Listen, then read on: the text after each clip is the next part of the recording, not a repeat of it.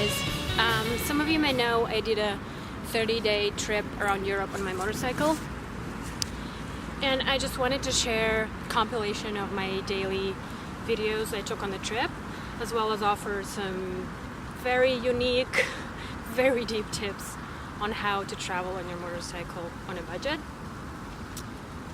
And here we go. Tip number 1, just do it. I don't know what we would do without this Nike slogan. It's so universal. I spent around a year dreaming about this trip, trying to plan it perfectly, trying to get some gear from companies. I spent a lot of time on that. And at the end, I just packed the stuff that I had and I just went for it. So I'm heading out. I have my bike set up. As I said, I packed super lightly. Super unprofessional with this. Such a rookie. But this is what it looks like. You don't need the best gear, the newest bike, etc. If you want to do it, just go and do it. In my case, I did opt for a pretty cool new bike, only because it was important for me to know that it was not going to break on the way. I really didn't want to worry about that. So I picked a Ducati Scrambler, and I took a loan, and I'm paying for it every month.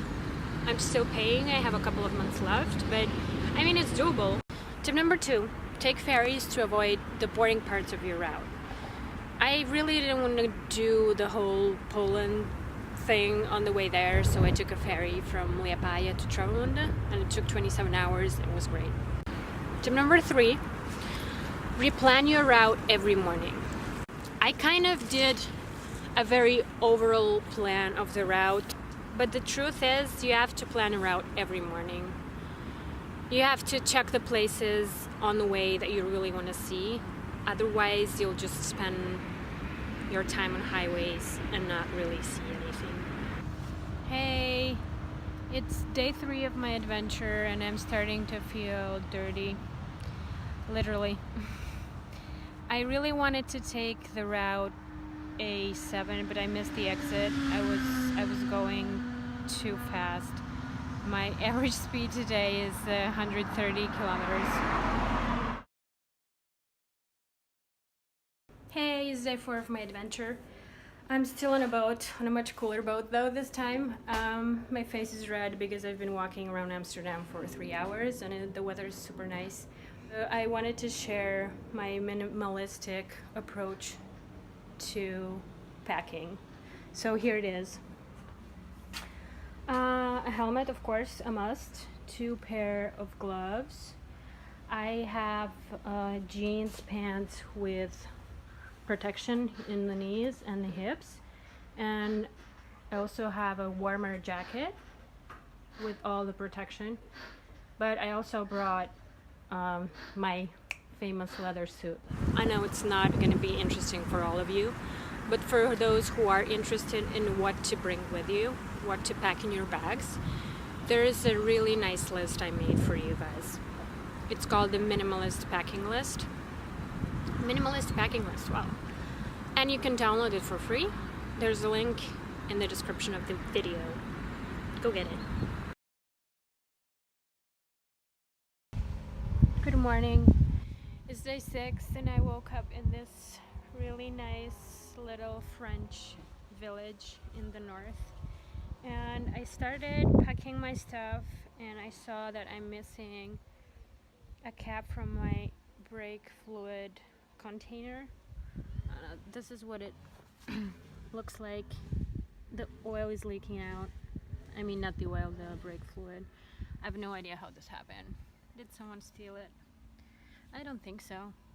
I think it just unscrewed from the wind, or maybe I tapped it with my leg and it unscrewed. So I need to find Ducati dealer and get that fixed and hope that the fluid doesn't get out. Ta-da! Day 6, I had to get from one French village to another one. And what I usually do, I go to Google Maps options and I make sure that I tick avoid tolls and highways. It will save you some money. It might take more time to get from point A to point B, but these are usually smaller roads through little villages, and you'll see much more on the way than you would if you took a highway. Well, but of course, it depends. If you have to hurry, you take a highway. It's up to you, but I really love this option. Tip number 7, use Airbnb. I had such an amazing experience with Airbnb. It's super cheap. You can get really nice deals, even last minute. I was staying at these amazing places. One of them was a kind of castle in Normandy, north of France, with an amazing hostess. I stayed in the dome in Bretagne. This will save you a ton of money as well. My favorite stores were Lidl, Carrefour. What I usually did, I bought some salad bowl, a fruit, a piece of bread or pastry, and a juice or something like that. So yeah, this is my lunch spot. Pretty nice, isn't it? Here's my lunch table by Denise. Some local goodies. Yeah, we'll probably go for a swim later.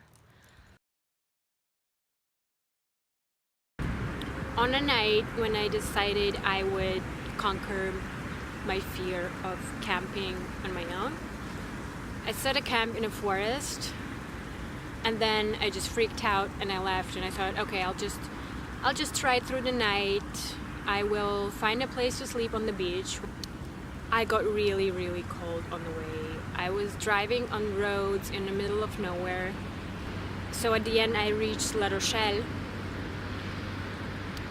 at 4 in the morning. I was trying to get some heat from the bike, not to freeze completely. And I was just searching for hotels on my phone and I couldn't find any. I was calling, nobody was picking up. At the end, I was just riding around the city, terribly cold, feeling miserable. At the end, I did find a hotel that had a room, and I paid like $40, which was way over my budget. I usually paid around $20-25 for Airbnbs a night. Stay with friends, with family, with acquaintances, with friends of friends. It's a great way to not get too lonely on the road if you travel alone. Just, yeah, usually comes with free food and free tours around the city as well, which is pretty nice. I enjoy that a lot. So from the moment I woke up in La Rochelle, feeling completely destroyed, everything has been going up from there. I crossed the wine country, all the Bordeaux region, full of vineyards, and I was hosted by 2 amazing people, by Romain and Alice. Just really beautiful people, in and out. They took me out, we had pizza, and they showed me what a French toast is. Super good. Tip number 11. 11. Do buy a rain suit. When I was buying gear, my budget was really tight. So I decided, oh well, I'll just hope it's not gonna rain on the way. And it did. Hi everyone, it's day 11. I am so high right now that I'm getting dizzy and feel kind of sick.